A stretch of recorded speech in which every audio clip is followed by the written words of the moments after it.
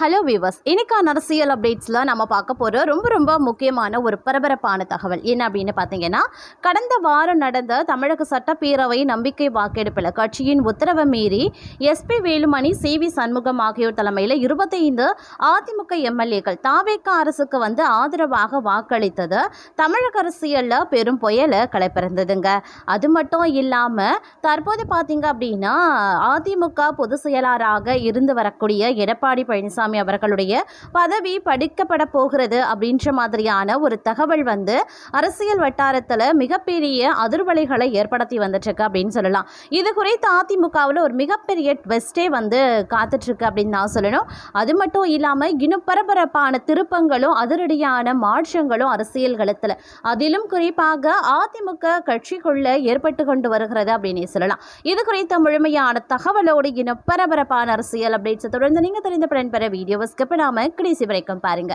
வீடியோக்குள்ள போகிறதுக்கு முன்னாடி இது வரைக்கும் நீங்கள் நம்ம சேனலை சப்ஸ்கிரைப் பண்ணலை அப்படின்னா உடனே சப்ஸ்கிரைப் பண்ணிக்கோங்க. அப்படியே பக்கத்தில் இருக்கக்கூடிய நோட்டிஃபிகேஷனுக்கான பெல் பட்டனையும் ப்ரெஸ் பண்ணிக்கோங்க. சரி நேர்களே, வாங்க வீடியோக்குள்ள போகலாம். கடந்த வாரம் நடந்த தமிழக சட்டப்பேரவை நம்பிக்கை வாக்கெடுப்பில் கட்சியின் உத்தரவை மீறி எஸ்பி வேலுமணி, சி.வி. சண்முகம் ஆகியோர் தலைமையில் 25 அதிமுக எம்எல்ஏக்கள் தாவேகா அரசுக்கு ஆதரவாக வாக்களித்தது தமிழக அரசியலில் பெரும் புயலை கிளப்பியிருந்தது. இதன் தொடர்ச்சியாக எடப்பாடி பழனிசாமி, அதாவது EPS மீது அதிருப்தியில் இருக்கக்கூடிய தலைவர்கள் அவரை அதிமுக பொதுச் செயலாளர் பதவியில் இருந்து அதிரடியாக நீக்குவதற்கான அடுத்த கட்ட வியூகத்தை கையில் எடுத்திருக்காங்க. கட்சியின் உட்கட்சி விதிகளின்படி பொதுக்குழுவை கூட்டி எடப்பாடி பழனிசாமியை பதவியிறக்கம் செய்வதற்கான வேலைகளில் முன்னாள் அமைச்சர் SP Velumani, CV. Shanmugam, doctor G. Vijayabaskar மற்றும் மூத்த தலைவர்கள் தீவிரமாகவே இறங்கியிருக்காங்க. இது தொடர்பாக முன்னாள் அமைச்சர் சி. விஜயபாஸ்கர் அதிமுகவின் அடிப்படை சட்ட விதிகளின்படி பொதுக்குழுவை கூட்டுவதற்கான போதிய உறுப்பினர்களின் ஆதரவு தங்களுக்கு இருப்பதாக அதிகாரப்பூர்வமாகவே தெரிவித்து வருந்தார். மேலும் அவர் என்ன சொல்லியிருந்தாருன்னா, அதிமுகவில் அடிப்படை விதிகளின்படி மொத்த பொதுக்குழு உறுப்பினர்கள் 1/5 உறுப்பினர்கள் எழுதி கேட்டுக்கொண்டா கட்சியின் பொதுக்குழுவை கூட்டுவது கட்டாயமாகும்.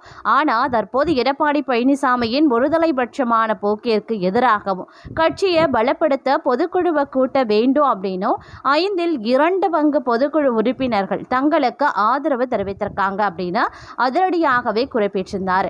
மேலும் பொதுக்குழு உறுப்பினர்களிடம் பெறப்பட்ட கையெழுத்து படிவங்கள் அனைத்துமே தயார் நிலையில் இருக்கிறதாகவும் அவற்றை விரைவில் எடப்பாடி பழனிசாமியிடம் நேரடியாக சமர்ப்பித்து உடனடியாக பொதுக்குழுவை கூட்ட வலியுறுத்த போவதாகவும் விஜயபாஸ்கர் தெரிவித்திருந்தார். வேலுமணி, சி.வி. சண்முகம் மற்றும் விஜயபாஸ்கர் அடங்கிய அதிருப்தி குழுவினர் EPSக்கு எதிராக பின்வரும் முக்கிய காரணங்களை முன்வைத்து பொதுக்குழுவை நோக்கி நகர்கிறாங்க. அதில் முக்கியமாக சொல்லணும் அப்படின்னா, கட்சியினுடைய தோல்விகளும் சொந்த முடிவுகளும் அப்படின்னே சொல்லப்படுது. கடந்த சில தோல்விகளாக அதிமுக தொடர் சரிவை சந்தித்து வருவதற்கும் மூத்த தலைவர்களை ஆலோசிக்காம EPS தன்னிச்சையாக முடிவெடுக்கிறதுமே காரணம் என ரெபல் தரப்பு குற்றம் சாட்டுறாங்க. அதே மாதிரி அதிமுகவை மறுபடியும் மீட்டெடுக்கிறது. சசிகலா, டிடிவி தினகரன் போன்ற பழைய முகங்களை மீண்டும் கட்சியில் இணைத்து ஒருங்கிணைந்த அதிமுகவாக செயல்பட்டால் மட்டுமே கட்சியை பாதுகாக்க முடியும் என்பது இவர்களினுடைய வாதம். அதே போல பதவி நீக்க திட்டம், இந்த சிறப்பு பொதுக்குழுவின் மூலமா எடப்பாடி பழனிசாமியை பொதுச் செயலாளர் பதவியில் இருந்து நீக்குவது அல்லது அவரது அதிகாரங்களை குறைக்கும் வகையில் புதிய தீர்மானங்களை கொண்டு வருவதுதான் இவர்களினுடைய பிரதான நோக்கமாகவே பார்க்கப்படுகிறது. அரசியல் சாசனத்தின்படி தங்களை கட்சி பதவிகளில் இருந்து நீக்க EPSக்கு முழு அதிகாரம் கிடையாது அப்படின்னு சி.வி. சண்முகம் ஏற்கனவே போர்க்கடி தூக்கியிருக்கக்கூடிய நிலையில் விஜயபாஸ்கரின் இந்த அறிக்கை EPS தரப்புக்கு கடுமையான நெருக்கடியை ஏற்படுத்தியிருக்கிறது. இருந்தாலும் தலைமை நிலைய பொறுப்பாளர்கள் மற்றும் மாவட்ட செயலாளர்கள் பெரும்பாலானோர் இன்னும் தன் பக்கமே இருப்பதாக நம்பும் எடப்பாடி பழனிசாமி தரப்பு இந்த விவகாரத்தை சட்ட ரீதியாகவும் அரசியல் ரீதியாகவும் எதிர்கொள்ள தயாராகி வராங்க. கட்சி உத்தரவை மீறிய 25 எம்எல்ஏக்கள் மீது நடவடிக்கை எடுக்க சபாநாயகரிடம் மனு அளித்திருக்கக்கூடிய நிலையில் தற்போது பொதுக்குழு உறுப்பினர்களை தக்க வைக்கும் முயற்சியிலேயும் EPS தீவிரம் காட்டி வருகிறார். தெரிவித்திருக்கிறார். அதிமுகவின் வரலாற்றில் பொதுக்குழுக்கள் எப்பொழுதுமே திருப்புமுனையாக அமர்ந்திருக்கின்றன.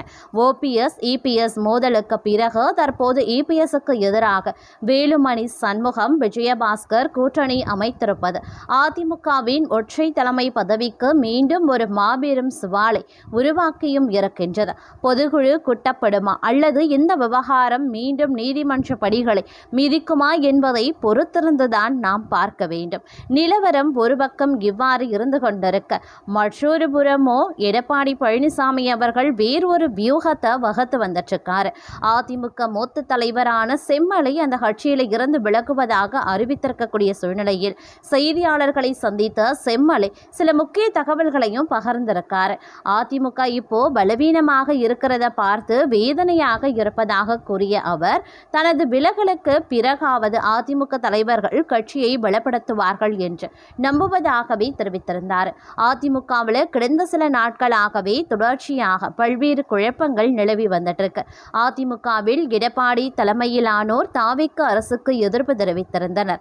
மறுபுறம் எஸ்பி வேலுமணி, சி.வி. சண்முகம் தலைமையிலான அதிமுகவினர் தாவேக்கு அரசுக்கு ஆதரவு தெரிவித்திருந்தாங்க. இதனால அதிமுகவில் மீண்டும் ஒரு குழப்பம் வெடிச்சிருந்தது. இதற்கிடையே அதிமுகவின் மூத்த தலைவரான செம்மலை அக்கட்சியில் இருந்து விலகுவதாகவே அறிவித்திருந்தார். எம்ஜிஆர், ஜெயலலிதா காலத்தில் இருந்தே அதிமுகவில் இருந்து வந்த செம்மலை இப்போது அக்கட்சியில் இருந்து விலகியும் இருக்கார். 2001 அதிமுக அரசின் சுகாதாரத்துறை அமைச்சராக செம்மலை இருந்தவர் என்பதும் குறிப்பிடத்தக்கது. இதற்கிடையே அதிமுகவில் இருந்து விலகிய செம்மலை செய்தியாளர்களையும் சந்தித்திருந்தார். அப்போது அவர் விலகல் குறித்து சில முக்கிய தகவல்களை பகிர்ந்து கொண்டார். எம்ஜிஆர் உருவாக்கி ஜெயலலிதா காப்பாற்றிய இயக்கம் இப்போது பலவீனமடைந்து விட்டது என்ற செம்மலை, கட்சியை பலப்படுத்த வேண்டும் என்ற எண்ணம் தலைவர்கள் நிர்வாகிகளுக்கு இல்லை என்றும், அதிமுக தலைவர்கள் நிர்வாகிகளிடம் இடையே இருக்கக்கூடிய ஈகோ தான் கட்சி வளர்ச்சியை தடுக்கிறது என்றும் தெரிவித்திருந்தார். தொடர்ந்து பேசிய அவர், அதிமுக ஒற்றுமையாக இருந்தாலே போதும் அப்படின்னு விலகலுக்கு பிறகாவது அவர்கள் நடவடிக்கை எடுப்பார்கள் என நம்புகிறேன். மூத்த நிர்வாகிகள் அமர்ந்து பேசி முடிவெடுக்க வேண்டும். ஜெயலலிதா மறைவுக்கு பிறகு எனக்கு பல வாய்ப்புகள் மறுக்கப்பட்டிருந்தது. ஆனால் அது எல்லாத்தையும் பெரிதாக எடுத்துக்கொள்ளாம கட்சி தலைமைக்கு கட்டுப்பட்டு நடந்த. ஆனால் இன்று கட்சியின் நிலைமை மோசமாக இருக்கிறது அப்படின்னு அவர் தெரிவித்திருக்காரு. அதே நேரம் தனக்கு வேறு கட்சியில் சேரும் எண்ணம் இல்லை என்பதை தெளிவுபடுத்திய செம்மலை, தனது எதிர்காலத்தை காலம் தீர்மானிக்கும் அப்படின்னும் தெரிவித்திருக்கிறது குறிப்பிடக்கூடிய ஒரு விஷயமாகவே பார்க்கப்பட்டு வருகிறதுங்க. இதை அடுத்து பார்த்தீங்க அப்படின்னா, அதிமுக பொதுச் செயலாளராக இருக்கக்கூடிய எடப்பாடி பழனிசாமி இந்த விஷயம் குறித்தும், மற்றொரு புறம் சி.வி. சண்முகம் மற்றும் விஜயபாஸ்கர், வேலுமணி தரப்பினர் குறித்தும் பல்வேறு வியூகங்களை வகுத்து தன்னுடைய கட்சியையும் பதவியையும் காப்பாற்றிக் கொள்ள சில வியூகங்களை வகுக்கிறதாக சில தகவல் அறிந்த வட்டாரங்களும் வந்து சொல்லிட்டு இருக்காங்க.